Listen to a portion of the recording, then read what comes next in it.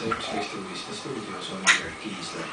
Ametiühingud korraldavad veebruari teisel poolel reaktsiooni, kui kollektiivlepingu seaduse muutmise eelnõus Riigikogus ei arvestada mitme keskliidu ettepanekuga, teatas täna sellise otsuseni jõudnud Eesti Ametiühingute Keskliidu juhatus.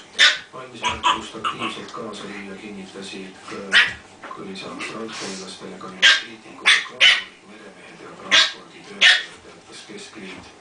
Praegu keskendub eelnõu vaid ühele probleemile, kuid selle jõustumine tekitab terve hea uusi liikmete tänavastele muudatuste tuginedes märkis Marika.